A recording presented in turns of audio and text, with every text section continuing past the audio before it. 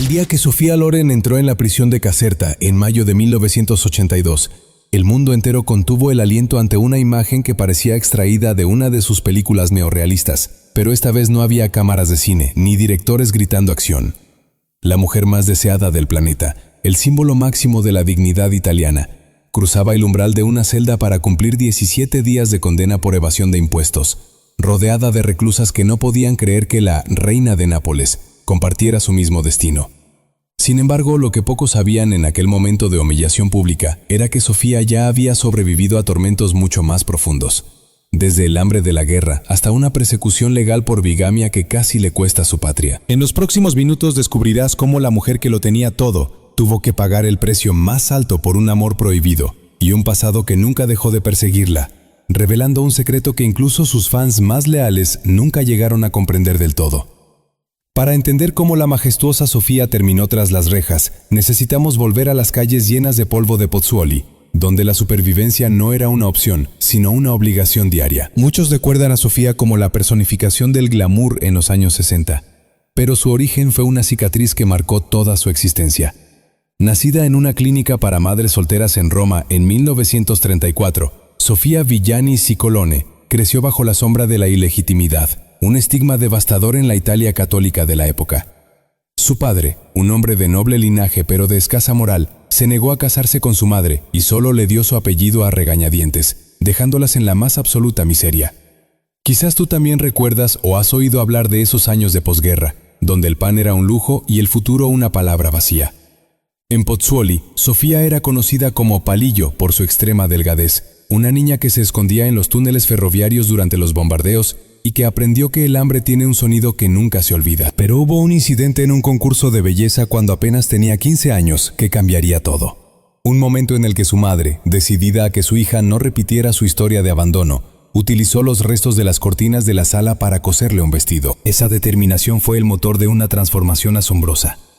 A principios de los años 50, Sofía ya no era la niña escuálida de la guerra, sino una fuerza de la naturaleza que devoraba la pantalla. Fue en un concurso de Miss Roma donde sus ojos se cruzaron con los de Carlo Ponti, un productor de cine 30 años mayor que ella y, lo más importante, un hombre legalmente casado. El mundo veía un ascenso meteórico hacia el estrellato, pero quienes estaban cerca empezaron a notar que Sofía estaba entrando en un terreno peligroso. El talento abre puertas, pero el carácter decide cuánto duran, y el carácter de Sofía estaba forjado en la necesidad de seguridad que su padre le había negado. Carlo Ponti se convirtió en su mentor, su padre sustituto y, finalmente, en el gran amor de su vida. Pero en la Italia de aquel entonces, el divorcio era ilegal y el adulterio un crimen que podía llevarte al exilio social o a la cárcel. Lo que nadie sabía es que ya desde sus primeros éxitos en Hollywood, Sofía vivía en una dualidad constante. Era aclamada como una diosa en el extranjero, mientras en su propia casa era vista como una pecadora que desafiaba las leyes de Dios y del Estado. Y eso fue solo el principio de algo mucho más oscuro que estallaría cuando intentaron formalizar su unión en México. Nadie lo vio venir con la violencia con la que ocurrió. En 1957, Carlo Ponti obtuvo un divorcio mexicano y se casó con Sofía por poderes, creyendo que la distancia física los protegería de la ley italiana. Pero la realidad fue un golpe seco. El Vaticano denunció la unión, la prensa conservadora la calificó de concubina y el Estado italiano presentó cargos de bigamia contra Ponti y de adulterio contra ella. De la noche a la mañana, la mujer que acababa de ganar un Oscar por La Ciociara, demostrando que podía ser la madre más desgarradora del cine, no podía poner un pie en su propio país sin riesgo de ser arrestada. Nadie imaginó que ese sería el último equilibrio de su vida tranquila. Durante años, Sofía y Carlo vivieron como nómadas de lujo, huyendo de una justicia que los consideraba delincuentes por el simple hecho de querer estar juntos. ¿Qué harías tú si el país que amas, el que te ha convertido en su símbolo nacional, te cerrara las puertas por un amor que nadie más entiende? Sofía enfrentó el escarnio público con una cabeza en alto que muchos confundieron con arrogancia, pero en la intimidad, el dolor de no poder ser madre y de vivir señalada empezó a pasarle factura. Los meses se convirtieron en años de batallas legales agotadoras, hasta que finalmente tuvieron que renunciar a su ciudadanía italiana y hacerse ciudadanos franceses para poder casarse legalmente.